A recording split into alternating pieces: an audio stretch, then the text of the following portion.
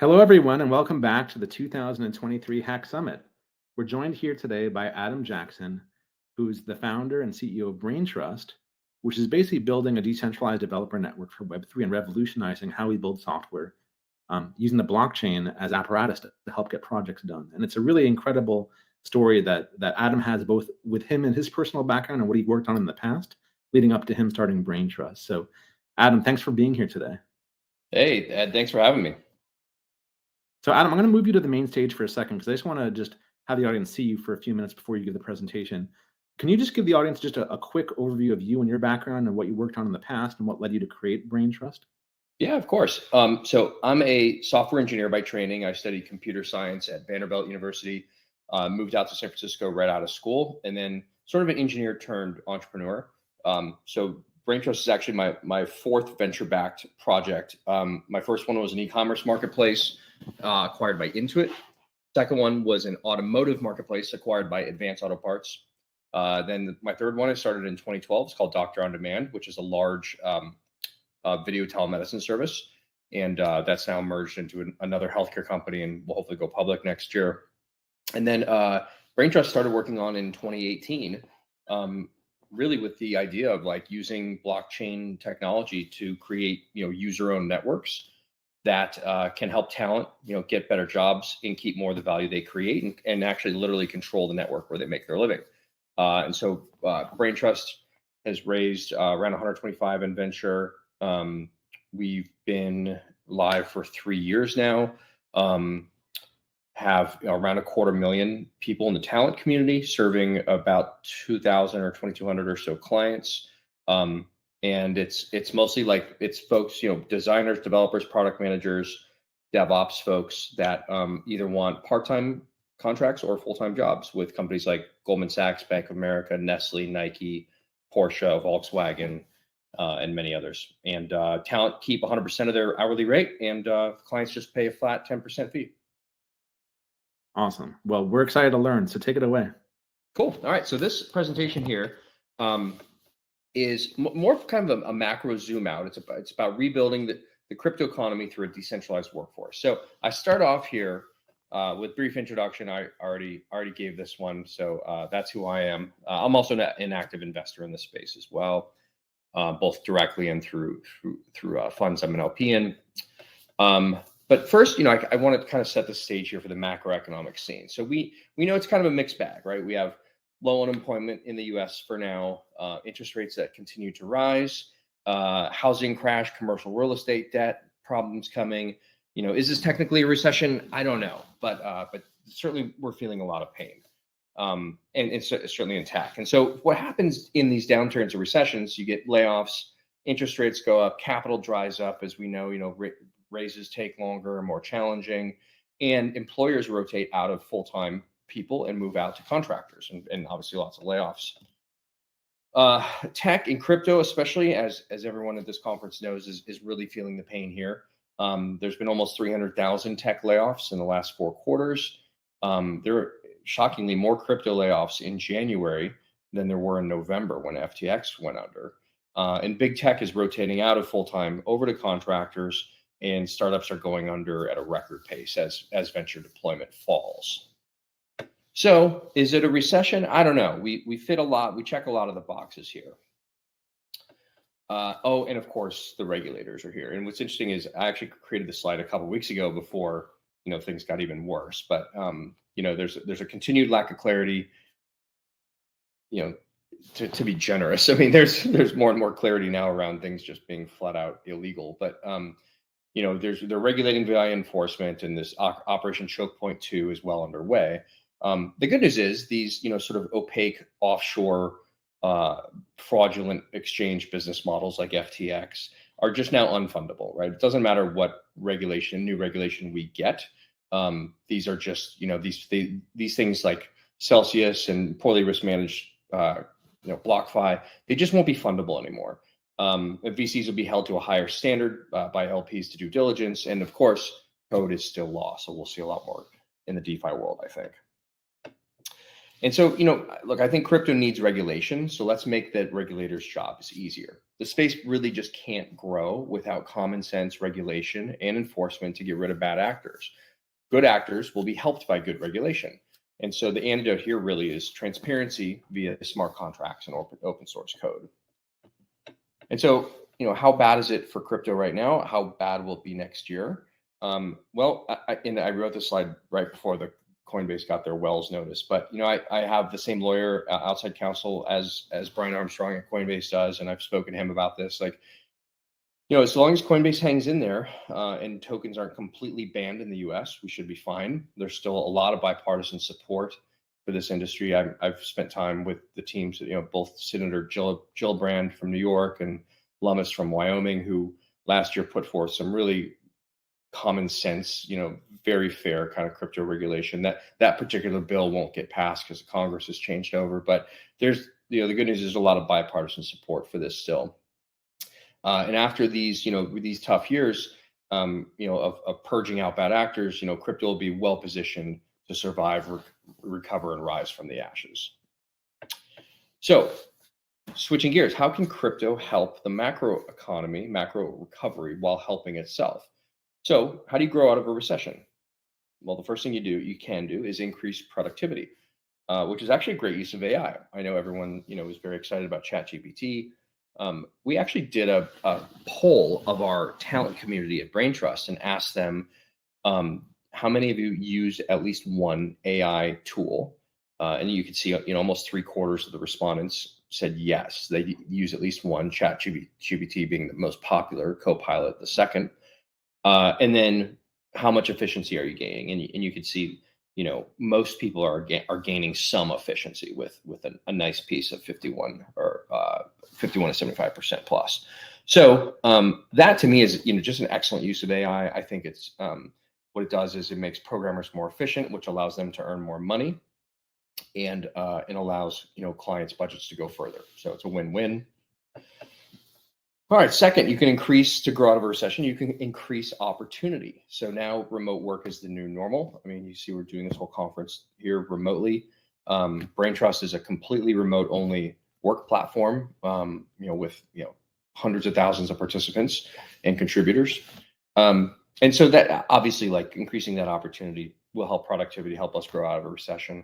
And then third, getting rid of the middleman. So use your own networks, replacing corporations. That's sort of like BrainTrust replacing, like a PwC. And then, making capital formation and resource allocation easier. This is DAOs, decentralized networks, things like that. So this is really the stuff blockchain tech is built for. The whole idea is replacing the corporate middleman's margin with a user-owned network that gives all the value back to its users. And this is the talent here. Everyone here, like listening to this conference, is the primary driver in the recovery. So, the old way, new way, right? Old way, corporations warehouse talent and underutilize them while torturing them to death in cubicle farms. Big consulting firms rent out talent to their clients at a 50 to 100% markup. Quick story here: we have a very large bank that uses BrainTrust to hire talent, technical talent, and then they were using a consulting firm to hire this talent. And then they realized, hey, we see the same talent on BrainTrust. The consulting firm was charging the bank $420 per hour for these senior Java developers. And those developers were making $75 an hour plus healthcare. And so that is a monster spread between what the client pays, what the talent gets. And it's just this big consulting firm in the middle. And so that contract flipped over to BrainTrust. The hourly rate for the developer went way up.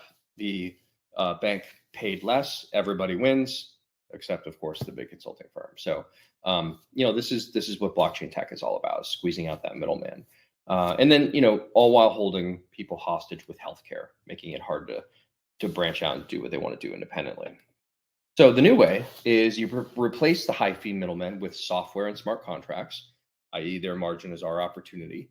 So BrainTrust I've talked about is, Gitcoin's this awesome network of developers who contribute to complete bounties for open source projects for exchange for dollars.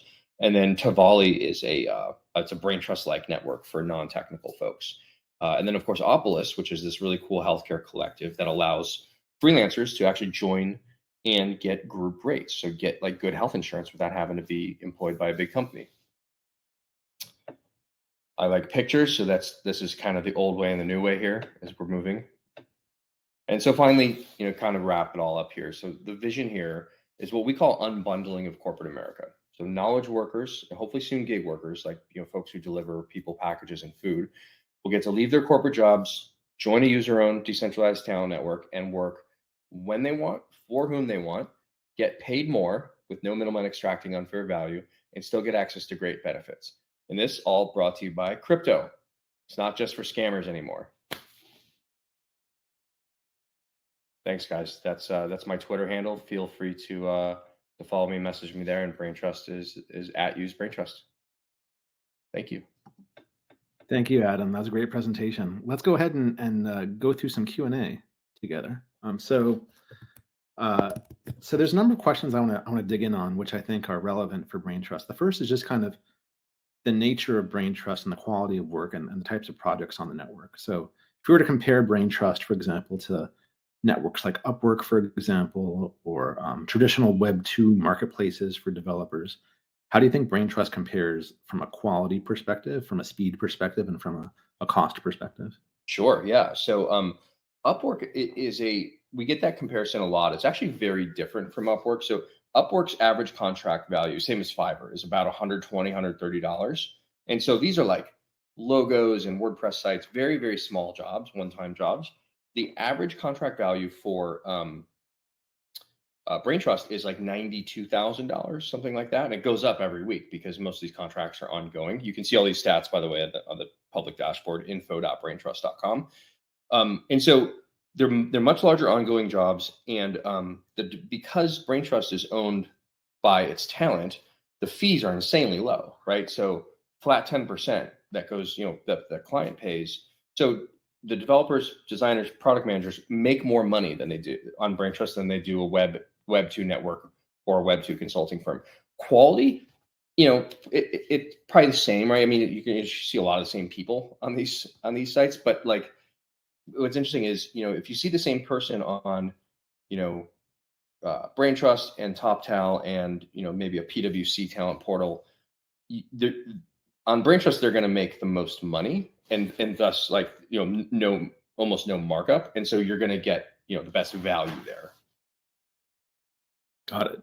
And what is it about Web3 that allows you to have less of a cost infrastructure compared to Web 2? You mentioned earlier that your margin is your opportunity.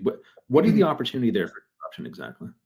Yeah, I mean, what's so interesting about Web3 networks is they can serve really important commercial purposes without having to be for-profit entities themselves. So I'll give a bigger example, like Ethereum. Ethereum is not a company, right? There's no Ethereum Inc., right? It's a massive network that has many for-profit participants maintaining it, upgrading it, using it, building businesses on it. So validators, right? They're earning proof of stake rewards, right? So they're the base layer.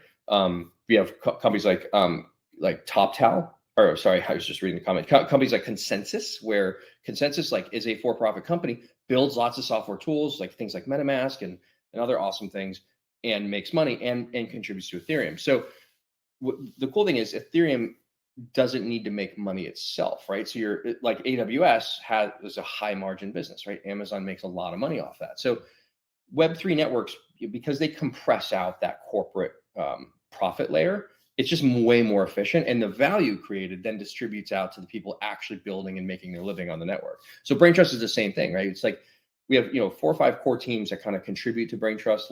Add them all up, it's like 50 or 60 people, but tens of thousands of contributors that make their living on Braintrust. So they want to they bring in more talent, they help recruit talent, screen talent.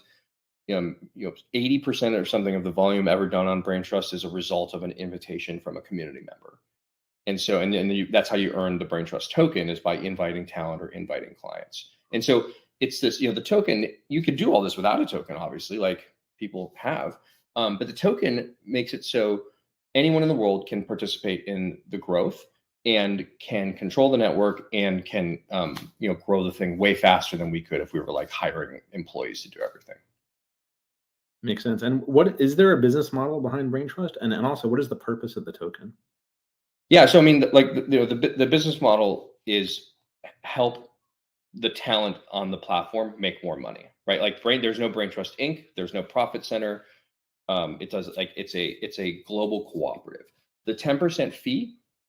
So the token comes in as an incentive mechanism. So our referral engine pays out tokens. So if Ed refers 3 or 4 clients that he's worked with and they start using Brain Trust, Ed, you're going to start getting a constant stream of Brain Trust tokens sent back to you as a reward. Clients need to pay that 10% fee with the token. So every time Goldman Sachs or B of A or Nike pays a fee, that those dollars that they pay go to buy the token out of the open market and send it to our DAO, where it can then be, those tokens can be repurposed for future protocol development. And then and by all the jobs, by the way, are paid in dollars or euros. So the token is just a referral reward system. It's a governance system. You pay the fee on the network with it. And we're just launching a new feature called the professional network, where folks who are junior in their career can actually sign up and say like, hey, I want, maybe like bespoke help, like negotiating an offer letter, or I want to join a cohort of junior marketing managers who want to be CMO someday, chief marketing officer. And so you actually pay for this bespoke career advice with Brain Trust tokens. And of course, you could go buy them if you want to, but we actually prefer you earn them by making referrals. So imagine like a younger person signs up, she refers her friends, maybe her boss or her other clients. She starts earning tokens for those, and then she uses those tokens to upskill and build her skill set and to make more money. So it's kind of like the token empowers this kind of virtuous cycle in the network. I think it's brilliant. I mean, effectively, one of the biggest challenges for building a startup is acquiring customers, and you're effectively reducing that risk through this viral mechanism of token referral fees, basically. Exactly. It brings CAC way down compared to if you're a regular startup having to buy all that traffic. And once you get these referral fees, do you find that most folks hold the token and become believers in your vision and want to see Brain Trust succeed, or do a lot of them just kind of sell the token? Like what's the normal behavior that you think is typical among your contractors? The analysis we've done, the vast majority of people who earn the token hang on to it. But of course you can sell it, right? You can go to Coinbase or Uniswap or whatever you want, but something like 3/4+ of folks who earn the token have still hold on to it. And then with this professional network coming up, that will actually create like a way more compelling use case to actually like acquire more tokens and then get career advice and make more money and expand your own career. And how do you mediate disputes between clients and contractors? Like, let's say a client's not happy with a project and the developer disagrees and says, "I did a pretty good job. I deserve to get paid." There's no centralized middleman here, right? So how does a decentralized network resolve that? I'll tell you. So it's funny. We built this into our very V1 of our product here. We actually, it's a decentralized dispute resolution system where a dispute will be filed by one side or the other. They will, the software will attempt to have them just kind of, resolve it themselves. Assuming that's not possible, the system will select a random jury of token holders to basically hear the case and make a binding decision. The token holder has to agree to it. Obviously, it's not like mandatory like our American system is. But once the resolution is handed down, the decision is binding insofar as like if you don't follow it, you get kicked off the network. So let's say like the client's like, I'm not paying this last $1,000 invoice, and the jury says, well, you really should. If the client doesn't pay, they can't use the network anymore. So it's a pretty good system. I'll tell you, I think we've had, of the like tens of thousands of jobs processed on Brain Trust, I think we've had 5 disputes, and all of them have been resolved without a jury. So we've actually never used the system yet. And can you offer like kind of a guarantee of the quality of workmanship to clients then, given that there's such a low dispute rate? We really don't need to. Like our promise, the promise of the brand is that these are highly vetted enterprise grade developers, designers, product managers, that kind of thing. They're held to a really high standard. There's a lot of screening that goes through it. It is actually relatively difficult to get through the process. And is the skill itself decentralized as well? Yeah, this is done by the community. Yeah, it's actually, so we started completely centralized, and then sort of we followed this path of progressive decentralization. And so it became decentralized in September of 2021, where the community was doing a lot of this. And now we're like moving toward a lot of automation. So our goal is to have it, almost totally automated. But you still have to like have live conversations to make sure people are who they say they are, and we enlist the community for that and pay tokens for it. Wow. Well, let's go to some audience questions here. So the first question is around curation of skills. So what does the recruiting process look like on the talent side? How do you curate skills? Any thoughts on that? So how do you curate the actual skills of talent? I'm not even sure what that means, but we have a set of so there's like 5 primary roles on the platform. There's developers, designers, product managers, DevOps, security people, and then project managers. And so in each of those 5 roles, there's lots of different skills, right? There might be Python, Postgre, Django, whatever. And so talent will sign up and they'll select the roles that so like maybe I'm a designer and a QA person, I don't know. And then I'll select the skills that I'm proficient at, and then you will be tested. You'll basically have to prove those skills, both through asynchronous testing and then a live conversation as well. Great. And then this is another question from Rashmi. Are there non-tech skill roles on your platform as well, or is it all just tech skills? Yeah, so we started off just tech, and actually marketing is becoming a much bigger category. So marketing, video editing, copywriting are all growing categories. This is particularly performance marketing. So SEO, SEM, things like that are growing pretty quickly. Great. And then another question: how do you handle the payments for the remote workers? And are they allowed in the platform? Yeah. So the platform actually handles all payment. That's the easiest way to sort of guarantee that people are getting paid for the work they're doing, that kind of thing. It makes it easy for the client because we have an entity that goes through procurement with these big companies like Goldman Sachs, Bank of America, Nike, Nestle. So you as a freelancer don't have to, right? Like for you to have to go through procurement at a big company, it's untenable. So that's part of the value add you have as a talent on BrainTrust. And so yeah, it's paid all in dollars. You can convert to euros or whatever local fiat currency you like.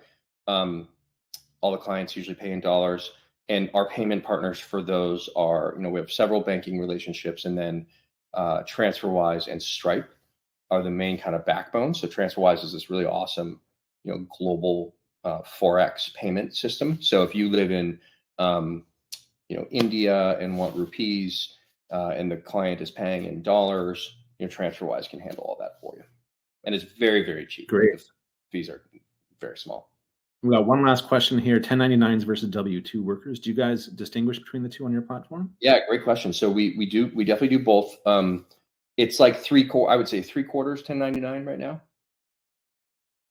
Great.